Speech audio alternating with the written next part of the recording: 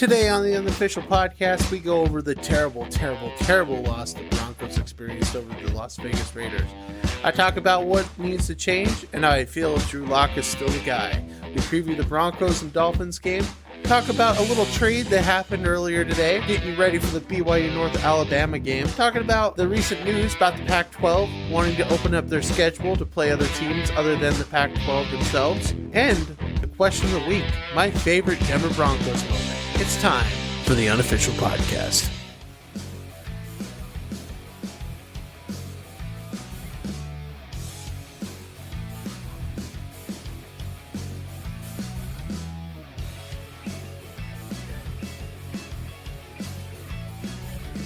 Welcome, one and all, to the fourth episode of this Unofficial podcast. I'm your humble host, Dallin Smith. And we got a bit to talk about today. It's the agenda from the first few episodes is way drastically down compared to the weeks prior this week. We got some Broncos talk. We got some injuries to talk about. We got some NBA to talk about. We got some BYU to talk about, both basketball and football. And the question of the week, what's my favorite Broncos moment? So let's get into it. We got some bad news to start off the weekend. And I'm not prepared for this.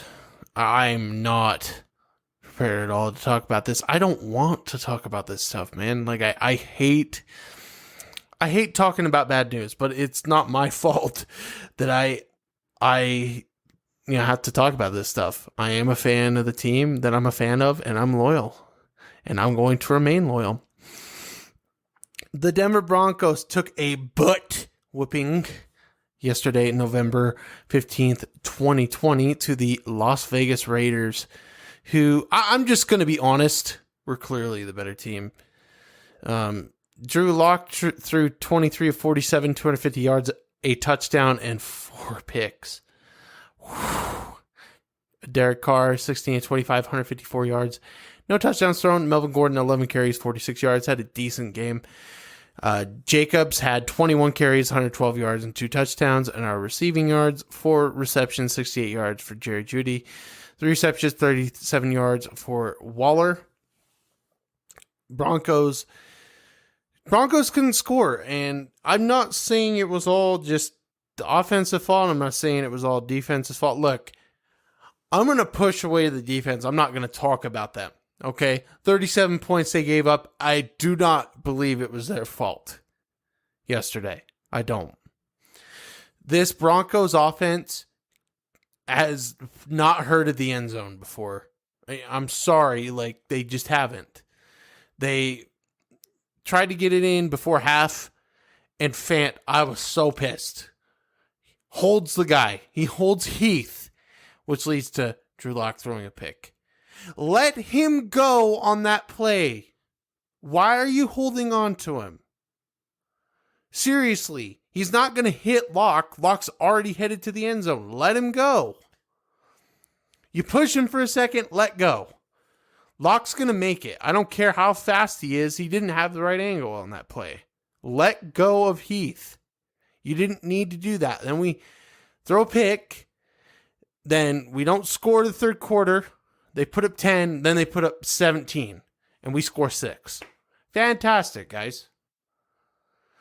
I'm not going to change my mind about Locke. I think he's still potentially the guy. We got news today that he had a rib injury and I didn't mention that in the thing because a lot of this stuff came out right after I made the intro. I said, screw it. I'm not changing the intro. I'm not doing it. The whole thing with Drew Lock getting hurt.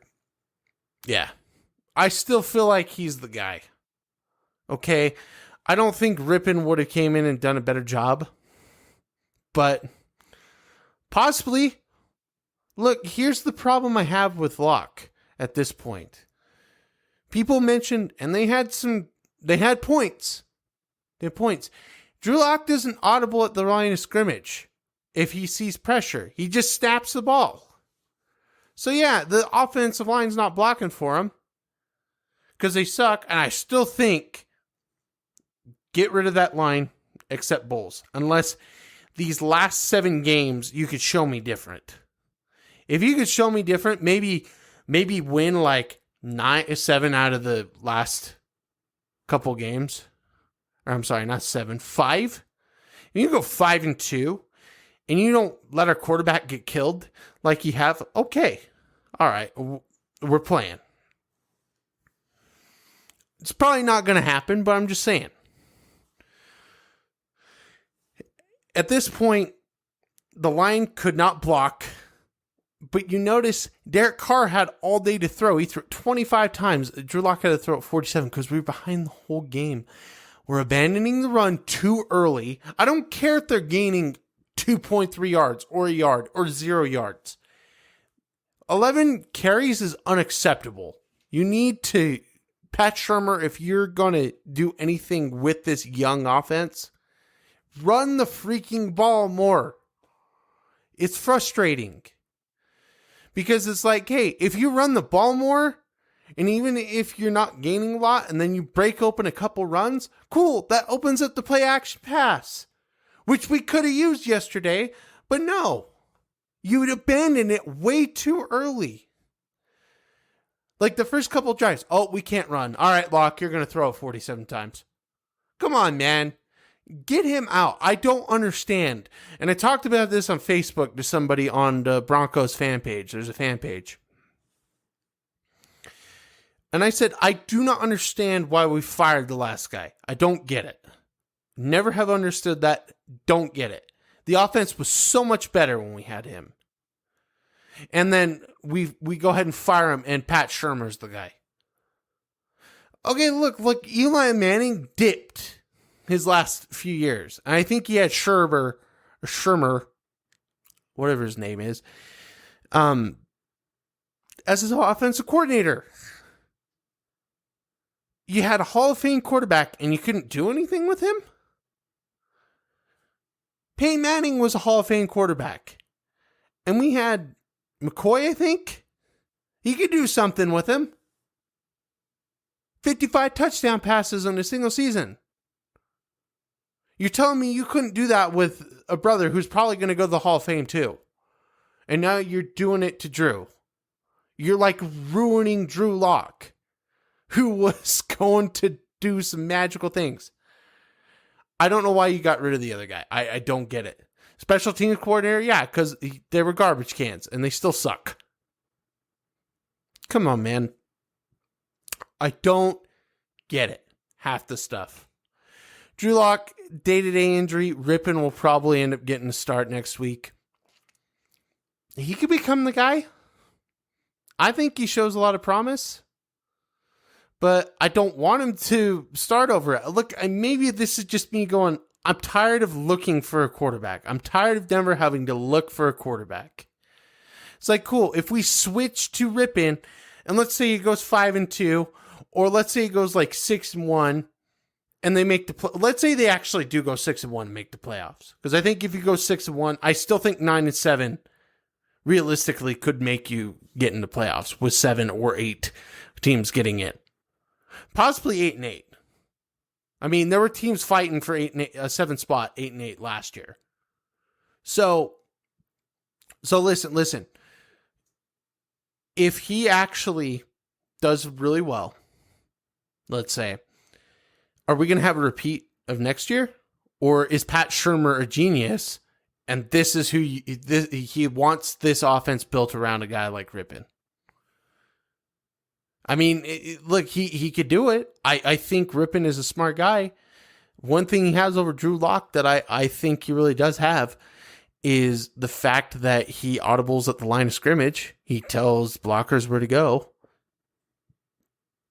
Drew Lock didn't do that.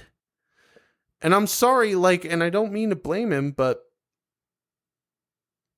half of the reason why you're getting hit is because you're not audibling at the line of scrimmage. There were a ton of plays where I'm looking around, I'm like, okay, that guy needs to get blocked, that guy needed to get blocked. And there wasn't anything special the Raiders were doing. They were just sending an extra guy, boom, and they hit Drew Lock and he throw a pick. So yeah, maybe that's something Denver needs. I don't know. I don't know, man. I'm just getting tired of the same story every week, except the Jets game. So yeah, maybe we need Rippon. Maybe Rippon is the guy. I don't know. I'm not backtracking on what I said. I really think Locke is the guy. I think he has the wrong coordinator, and I think he has the wrong offensive line. But I think also he needs to gain the smarts to look up at the line of scrimmage and go, oh, there's an extra guy coming to my left. Yo, so-and-so, block for him. That's all I'm going to say on that. That's all I'm going to say. We got the Broncos playing the Dolphins this week. Keys for the Broncos.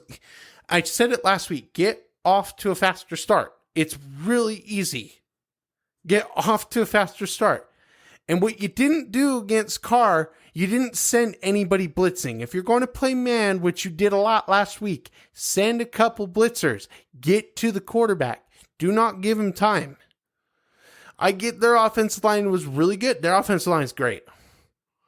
But get to the quarterback, especially a rookie. If you can get a rookie flustered early, you're going to win the game. So rock him the whole game. Fluster him the whole game. If the Dolphins are going to win the game, keep doing what they've been doing. Keep them unflustered and play defense how the Raiders played. Except, again, I reiterate, if Rippon's in the game and I see him audibling to block and he does better than Locke, okay, I was wrong. And I'll admit I was wrong. And maybe Rippon is the guy. I don't know. I remember getting on Facebook, because I don't have a Twitter no more, but I went on Facebook and I just said, look, let's go 3-13. Let's get Zach Wilson and win a Super Bowl next year. But you say stupid things that you don't mean when you're angry on Facebook. So yeah, I don't mean it. But it's like, hey, if nobody's producing, go get a quarterback. Go get a guy like Fields or Zach Wilson. I don't even care, man. Go 3-13. If this is a throwaway season, fine. Do it. I think the Broncos will pull off the upset this week. I really do. If you follow what I'm saying, get off to the faster start. Get a pass rush going. Fluster the rookie. And play defense and try to pick up the offense. 31-17, I'm going to predict. Let's hope that works. Let's move on. I got a little bit of NBA news. And I saw this on Facebook because the Jazz Nation guy always posts stuff about the NBA. It wasn't the Wachowski one, but I did see that by actually going on and searching.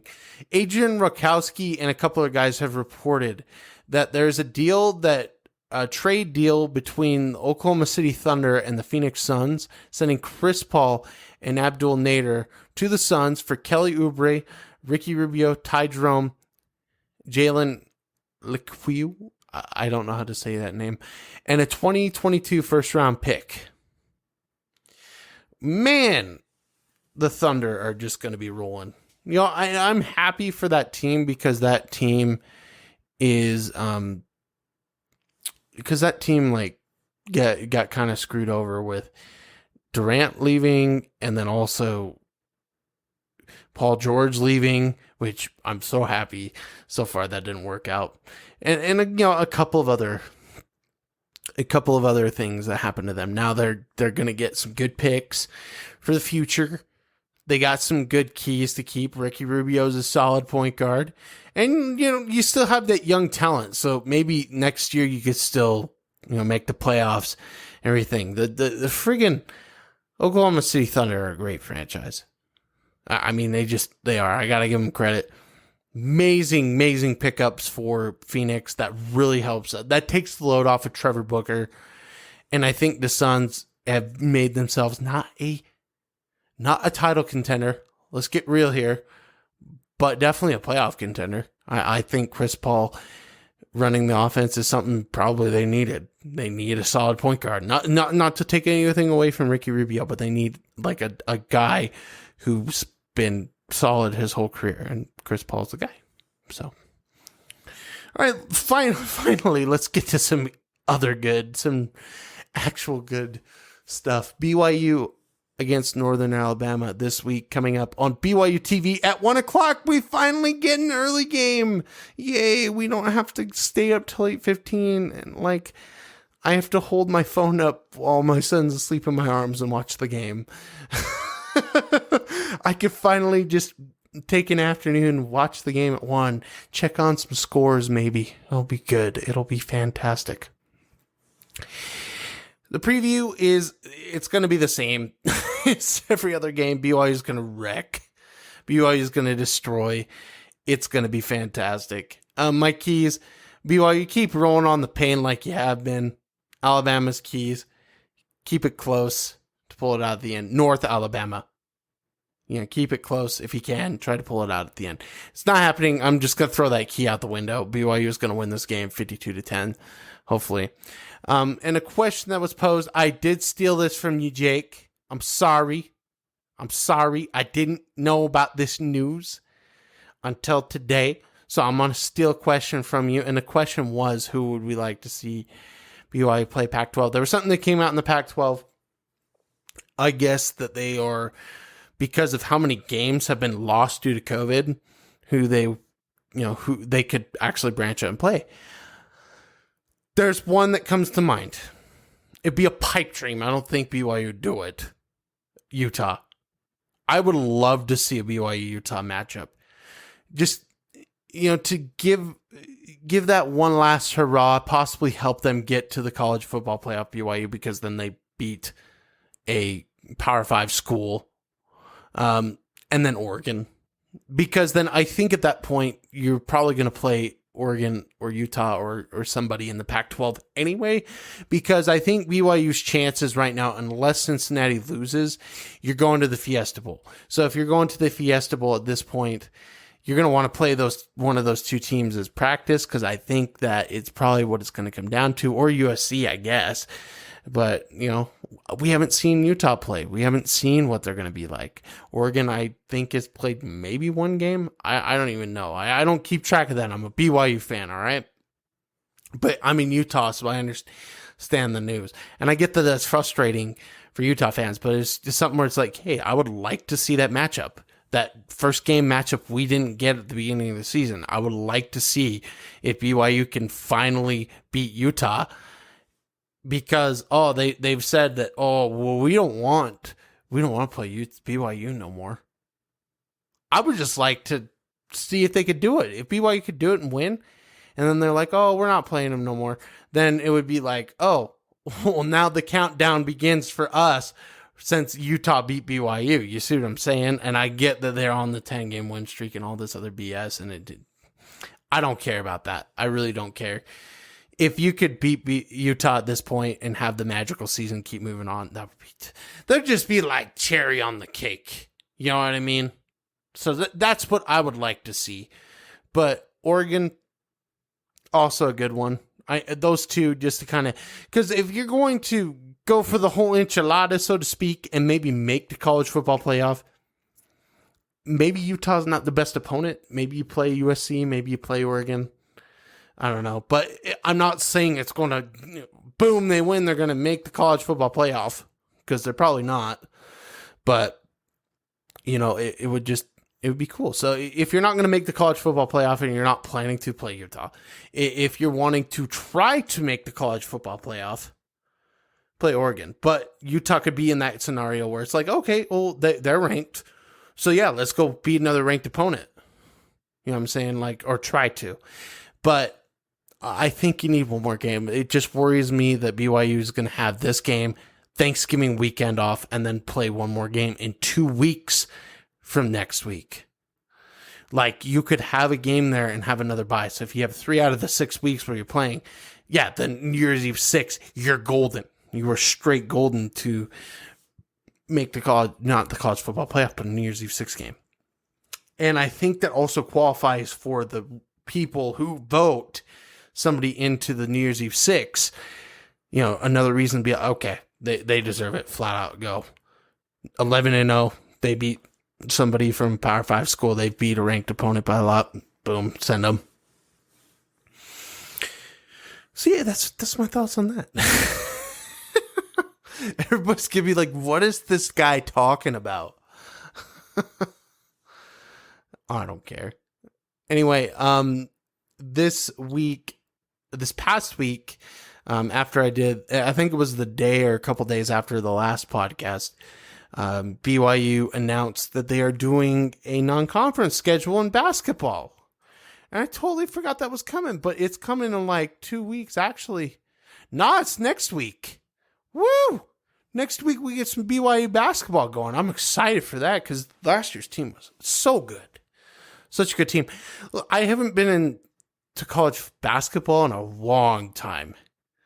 Like, I think it has to go back to probably in high school was the last time. And so let me give you a synopsis. All right. And this is for college football too, but college basketball, I was a bigger fan than I was college football for a really long time. I was actually like, college basketball was like my church back in the day. Okay. So I would wake up super early if it wasn't a game day, because I would play basketball on Saturdays. Church ball or like junior jazz, however it would be, and we'd mostly play on Saturdays. Okay. And I would wake up super early. I'd wake up at like 6. No, not even 6. I'd wake up at like 8, which is, I used to sleep until like 11 on weekends. At my dad's house, I couldn't do that at my mom's, but every other week I'd go at my dad's. I would wake up 8 o'clock, and I would watch the pre-games for all the basketball games. I would watch all the basketball games. Same with football. All the basketball games, all the football games. And it was just a day where I just relaxed. Didn't worry about school. Didn't worry about stresses. And then BYU would happen to play, and I would go watch that game. Obviously, I'd watch the games during the week, but Saturday was like the day. And I was so into college basketball, I knew who the players were. I knew who was going to be up in the draft and things like that. I think it peaked for me Jimmer Fredette's senior year, which, like, I like Jimmer Fredette. He did so much for the program, but like, I wish people would just stop dreaming about that season a little bit. I've moved on. A lot of people haven't. They're like, man, if we just had a guy like Jimmer Fredette, just stop it. We needed a better team back then, man. We had Jimmer and Brandon Davies, and I guess, was it Haas? I can't remember who it is. Emory. And yeah, it wasn't good. Because then Davies got suspended, and that team just wasn't very good. I'm getting off on a tangent. BYU basketball starting next week on the 25th. We got Westminster. We got New Orleans. We got Utah Valley. All next week, 25th. 26th, Thanksgiving night. They haven't, Thanksgiving Day, they haven't announced when the New Orleans game will be. Nobody is allowed to go to the games, I don't think, because of COVID, but I'm freaking excited. It's going to be good. People are complaining about the schedule, the non-conference schedule. I think for what it is really good. I mean, this is usually what BYU does for their non-conference schedule. Maybe get some other opponents, but like when they were in the Mountain West Conference, that's when they would have like those really big opponents. Like they played Louisville one year and won. I think they played the number 1 team in the country and came super close. They just couldn't shoot, and so that's how they ended up losing. I think they played Kentucky last year, and I think they kept it close, and then Kentucky just came out in this second half. But they beat number 1 ranked Gonzaga last year, so that was exciting. But that didn't come till the conference schedule. I'm looking at their schedule, okay? If I had to predict, I think they're going to beat Utah State. I think they're going to beat Boise State, Utah, San Diego State, Texas Southern, and Weber State. So I think those 1, 2, 3, 4, 5, 6. Jake Hatch mentioned, that's the toughest part of their schedule. Is like, but they're not too hard of games. Let's be honest. So they're going to go 3-0. So I'm going to say either 9-2 or they're going to go, or I'm sorry, 8-2. They're going to go 9-1 because I think the SC game they'll probably win, and then UConn or Vanderbilt they're probably going to lose. I just think that's what's going to happen. You go 9-1 in that stretch, definitely you're shooing for the NCAA tournament, which BYU technically went to last year, but they canceled it. No champion last year. So, I mean, this is a brand new year. And who knows? I mean, with how 2020 has been, this could be like a pretty big year for BYU. I'm just going to predict the scores because the keys are for the other opponents besides Utah Valley, because Utah Valley is really good. For the first two opponents, try to keep it close. I just think ultimately BYU is going to win. I think Westminster, they're going to win 90-30. New Orleans 90-50. And it could be 70-something to 50. I just think they're not going to score a lot, those first two opponents. So if BYU, obviously if they're having a bad shooting day, I think they're still going to pull out these games. All of them on BYU TV. And then Utah Valley. That's the one I think will be harder. I think they'll win 70-55. It could be 75-70 because here's the thing, folks. Utah Valley and also Weber State have beaten BYU in the past couple of years. So you got to think, look, we're having a tough time with, scheduling opponents because of this year. Let's go ahead and take care of business against, those two teams. And I think they'll be just fine. I think those two teams have just been an Achilles heel for them past couple times because they've gone like 7-2 and like 8-1. But then you look at their schedule and it's like, oh, we lost to Utah Valley. Oh, we lost to Weber State. So BYU, I think they will handle those two teams. There's no question. I think they go 9-1 or 8-2. If they go 8-2 and it's like, oh, okay, well they lost to some quality opponents, but they keep it close too. I think they're shooing for NCAA tournament bid. But that's what I think for the BYU basketball. I'm excited. I'm excited to get back into basketball again. It's going to be great. And then that's going to lead into December, which is going to lead into the NBA coming back, which is going to be sweet. Like I said, I think we're going to do that week, we're going to do like a live preview thing about that on YouTube, where I'm still going to record it and put it on the iTunes. And that, I think that's what I'm going to use the YouTube channel for, because I don't have time to make videos for the freaking channel anymore. So I'm not even recording. I'm just going to record my voice and, going to listen to my sweet, sweet voice. Anyway, let's move on to the final thing of the week. My favorite Denver Broncos moment. Okay, so the first episode of the podcast, I talked about my favorite BYU moment and how magical it was.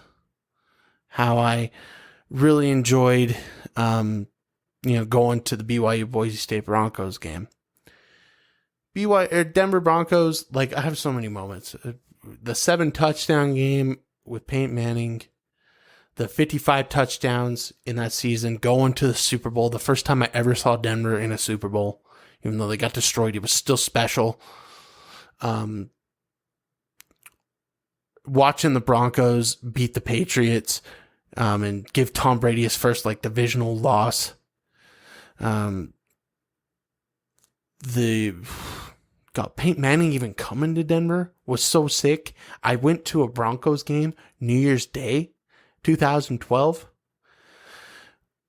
But this is a no-brainer. No-brainer. I was not a fan in the 90s. I wasn't a fan of football till 2003.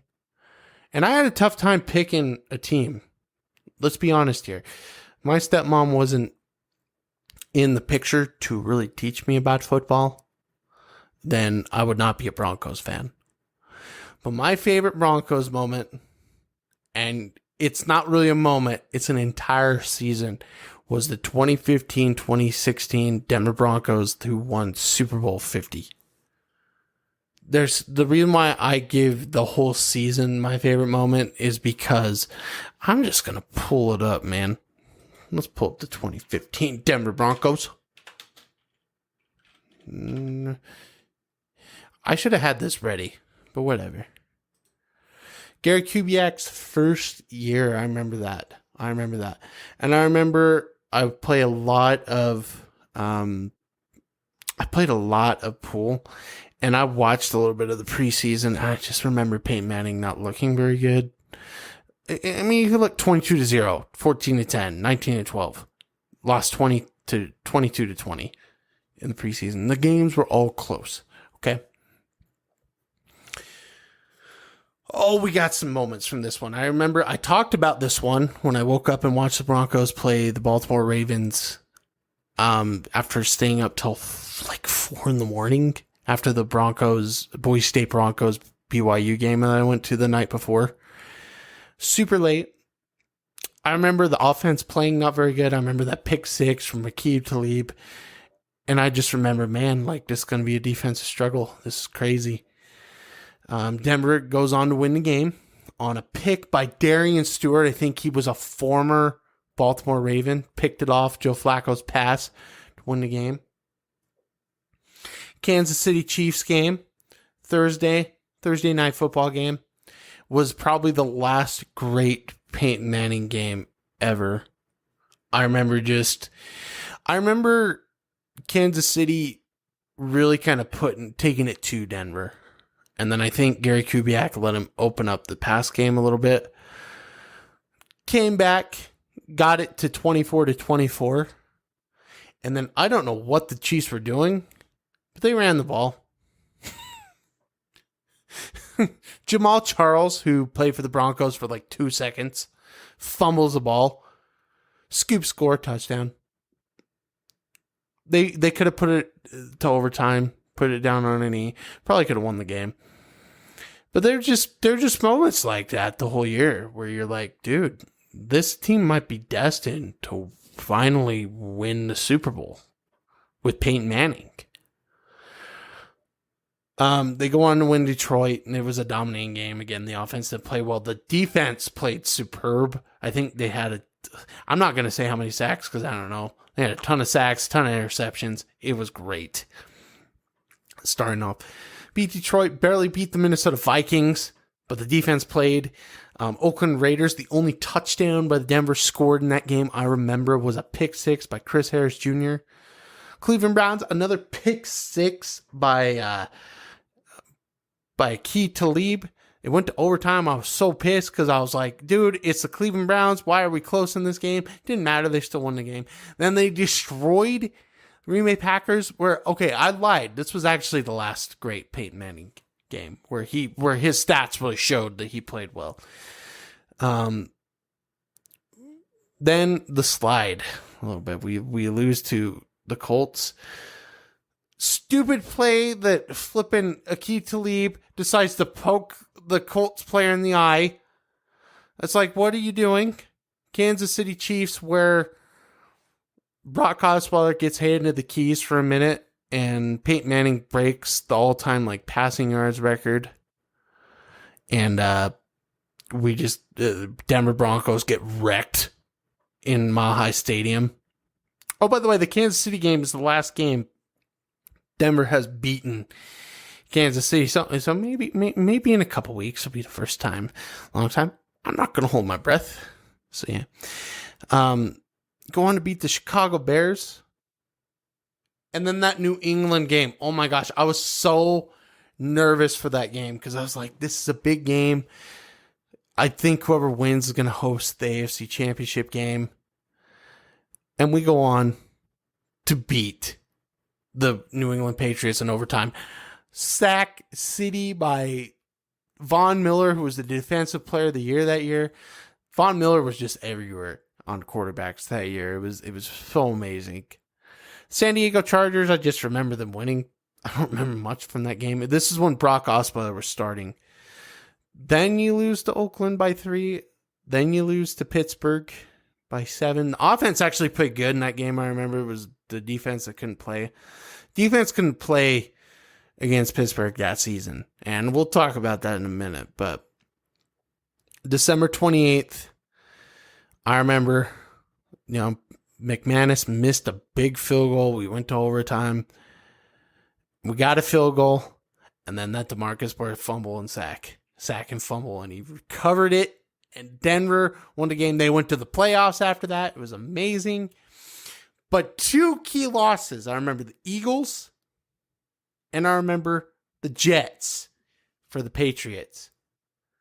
Set the stage for January 3rd against the San Diego Chargers. We're destroying them. Osweiler looks like he's going to be the guy to lead us to the Super Bowl. Throws a couple bad breaks. Kubiak gives the keys back to Peyton Manning, which, in all fairness, 4-2 record is really good for Brock Osweiler. And then he kind of screwed us, but I'll talk about it at the end. Comes in, didn't even have to throw, and Denver just looked better. Denver goes on to win 27-20. They get a first round bye. They get home field advantage throughout the playoffs because they're the first seed. Somehow the Patriots drop. Actually, let me see. Was it their last two games? I'm pulling up their season. Yeah, it was the Jets. No, it was the Jets and then the Dolphins, but they also lost to the Eagles. So, the Patriots were not very good that year at the end, which they usually are. You know what I mean? So I'm going to keep going. All right, we get to them divisional playoffs. Let's go to the playoffs. Let's go to the playoffs here because the playoffs were great this season. I think this is one of the best playoffs you could say of all time. Pittsburgh beat Cincinnati. Kansas City destroyed Houston. I remember watching that game going, pfft. Seattle on that missed field goal goes to Carolina, still almost wins. The Arizona, the Hail Mary by Rodgers after they beat Washington. The Panthers destroy Arizona to go to the Super Bowl. The Patriots still beat the Chiefs. They own the Chiefs until I don't even think a year ago. A year ago, the Chiefs beat the Titans in the AFC Championship game. So we're not counting that. But Denver, against Pittsburgh, I was pissed that entire game. Drop passes, not playing very well, and then all of a sudden, just like this, momentum shifts. A fumble. And if you've watched the Americas game, which if you're a fan of the Broncos, I go watch it. It's probably their best one. And maybe I'm a little biased, but I think it's the Broncos' best one for America's game. That DeMarcus Ware overplayed the running back because he thought it was going to be the quarterback holding on to the ball. And he was at the right place at the right time. This is what I'm telling you. This is there so many moments where I was like, they were a team of destiny that season because they were. Gets the fumble. Denver goes on to score. They win the game. It was amazing. Sacked Roethlisberger 3 times at the end. He fumbled the ball. And they still recovered, but it was over. Go to the AFC Championship game. Now, I had to go to I met my wife's grandparents. She's my fiance at the time. This is the first impression they get of me. All right? I'm just telling you. Nervous the whole game. It was close. Denver got 20. Gostkowski missed an extra point. It was his first one of his career. I remember that. I think it was first quarter. It was the first score they got. He missed it. Denver was 6. I think it was 17. No, it was 14-6 at halftime. Von Miller got a pick. Oh, and Daniels had 2 touchdowns in that game. Then we end up scoring 6 more points. New England drives down the field. Gronkowski, a long bomb catch, and then a touchdown pass where you I still to this day, if you watch, he is pushing off the cornerback. He has perfect position and he's pushing off. It shouldn't even have been a play. It's ridiculous. We call timeout, and again, go back to the Americas game thing. They called a timeout because they wanted to make sure flipping DeMarcus Ware got enough time for a pass rush. He gets to Brady. Picked by Roby. We're going to the Super Bowl. We're going to the Super Bowl. In that game, before I go to the Super Bowl and talk about that, I've never seen Brady more flustered in his entire life. You had Miller on one side, and you had Ware on the other side. You had another guy coming up to me. He had no time to throw the ball. He's throwing off his back foot. He's not getting set to throw. It was his worst game of his career. And I think the pass rush had a lot to do with it. That's why I talk about pass rush all the time. Because I know I've seen a thing or two when you can get a pass rush going. New England doesn't win the game. And there's moments, like I said. There's like that fumble in overtime, get us to the playoffs. The Jets winning. The Jets game that the Patriots lost, they said we didn't want to receive the kick, and the Jets went on to win the game. Denver wasn't even playing some of these games. And there were moments where it's like, yeah, they were deserving to win the Super Bowl because they were destined. They were just destined to win the Super Bowl. It's just the way it is. All right. The fumble in overtime, it was a strange season. It's weird saying that now in 2020. It was a strange season that just didn't go any way but Denver's way. It was weird. Carolina was so good that year. I didn't listen to the media. I didn't watch any interviews for 2 weeks. And that was hard because I would do that every week. I would listen to the Broncos interviews on the website. I don't do that now because like, I don't want to hear excuses. Fetch that. I don't want to hear it. I want to hear, oh, we'll do better next week. I don't want to hear that. I want to hear like, man, like we did bad. We're going to own up to our mistakes. You know what I mean? That's what those teams did. And so Denver freaking got to the Super Bowl, and I've listened to everything since then. Chris Collinsworth, oh, favorites win the Super Bowl. Oh, I'm picking the Panthers because they're so good. Oh, everybody's buying Panthers jerseys, no Broncos jerseys. Everybody's picking the Panthers to win. I was nervous, but I had no doubt they were going to win, the Broncos. I was nervous for the first snap because if you remember the Seattle-Denver game, that first snap image is still in my mind. Peyton Manning getting hit in the face. Oh, it was just how bad that Super Bowl was for Denver. Denver just gets to the Super Bowl and doesn't perform well, except like 3, and this was one of them. Peyton Manning throws, I think, every play on that drive, except maybe a couple times. Denver gets a field goal. Boom. All right. Carolina's down for the first time of the whole postseason.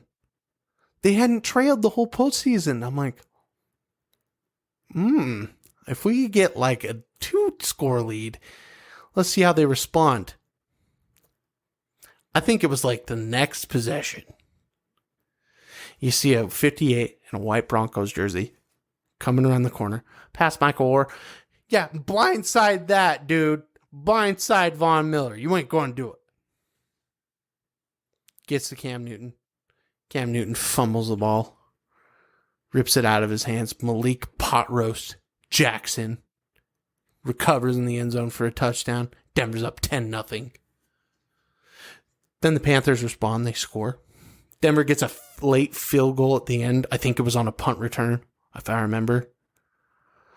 If we would have got a touchdown, I mean, could have been a different scenario. But Peyton Manning played it safe that whole game. He had like 3 picks in that game. Somehow Denver still won.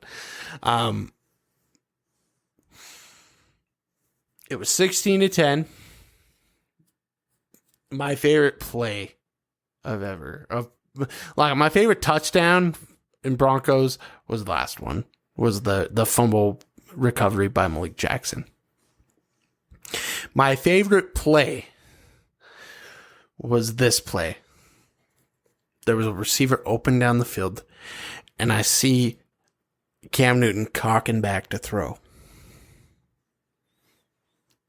Again, I see a little jersey, white jersey, 58. Get there. Palm on the ball. Fumble. He scooches it out. TJ Ward recovers, which they had a few picks in that game, which was insane because I think Cam Newton just didn't have time to throw. He was sacked like 6 times. Fumble. Denver scores their only offensive touchdown in the game. Goes on to win Super Bowl 24-10. Solidifying not only my favorite Bronco of all time, but just the best moment in Denver history, which was winning that Super Bowl. Look, you could go back to the other 2 Super Bowls that they won, be like, man, those were the one that won the second Super Bowl is the best Bronco team of all time. Man, that one team that won the first Super Bowl, they had a lot of heart. You could combine that with this team and then some. I don't care who you are. You can't deny this team fought. This team just flat out fought. And one of my favorite teams is the Tim Tebow team because they did the same thing. Somehow, Gary Kubiak willed this team every week, no matter what the situation was, no matter what, to win games. They went 12-4.